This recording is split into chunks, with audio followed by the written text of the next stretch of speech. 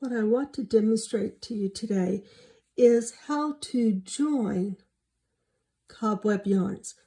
The yarn I'll be using in this demonstration is Jamieson & Smith Shetland Supreme yarn. Now this is a single one-ply cobweb yarn, 25 grams at 438 yards. This ball is of the white. What I'm going to use today, though, is some of the hand-dyed cobweb yarn that I'm using for a current project. Now you can see here I have a green and a turquoise yarn. I'm going to move those off the screen just a little bit so that they don't create a shadow or much of one. This is the needle case or etui that I use to hold sewing needles, such as darning needles.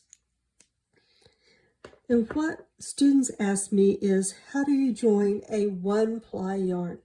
And this is the method that I use. You can see the darning needles, which I have long and short. Some are bent, some are not, but they're all entirely too large to join such a fine yarn. These are great for a jumper weight or thicker yarn. So I'm going to set them aside and show you another needle I always have in my etui. This is an embroidery needle. I'm going to zoom in just a little bit so you can see this needle. Now, an embroidery needle has a thicker eye, larger eye, but is still very sharp.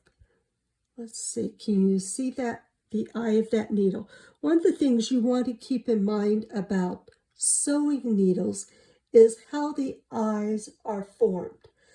They are punched by a machine that comes down, pushes through the shaft of the needle to create that opening.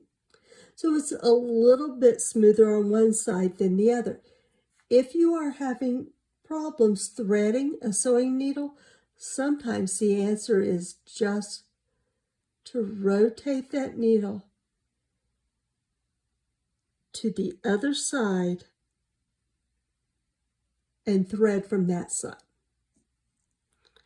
Now, I've got two colors of yarn here. I'm going to fold that yarn to create a little loop and thread my needle.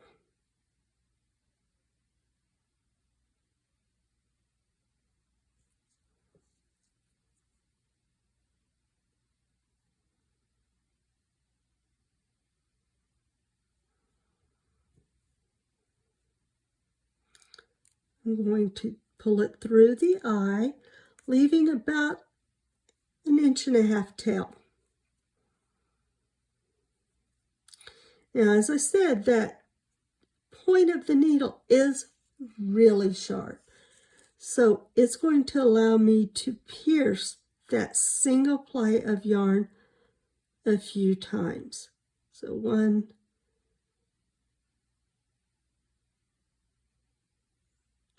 there's another.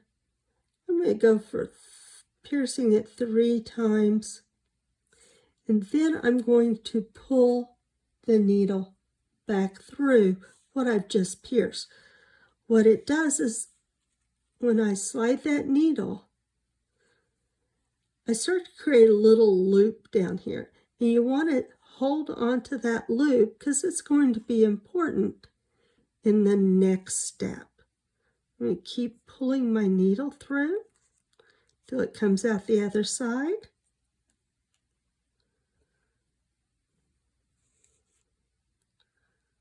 There's my loop. I'll set it down. And I'm going to thread the other color.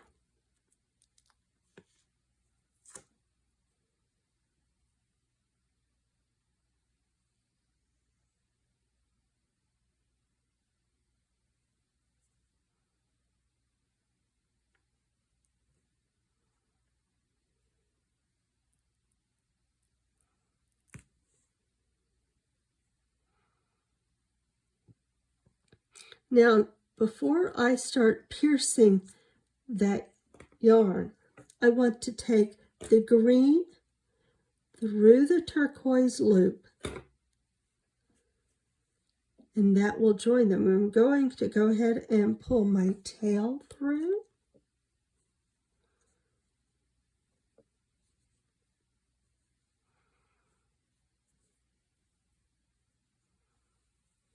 And I'm going to zoom back out a little bit so it's easier to keep all of this on the one screen. So I've got the green going through the loop of the blue. And now I can go back and pierce through that single strand of green.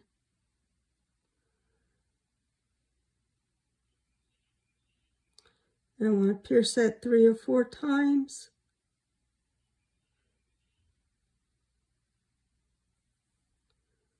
And then pull it through.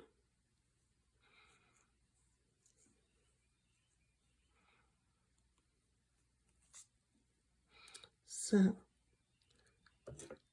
I've got a tail here, and I've got a tail here. I'm going to trim this one. It's still a little bit long.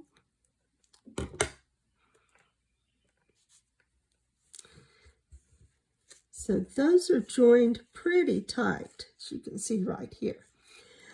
You can use saliva or a little bit of water to felt those, or you can do like I'm going to do. I'm using a craft felt for the background, and I'm simply going to rub that yarn, and the halo of that Jamieson & Smith will help it grab onto itself. I'm going to grab right that point. You can see that that is a really, really smooth, strong join. Thank you for joining me for this brief tutorial on how to join single ply cobweb yarns.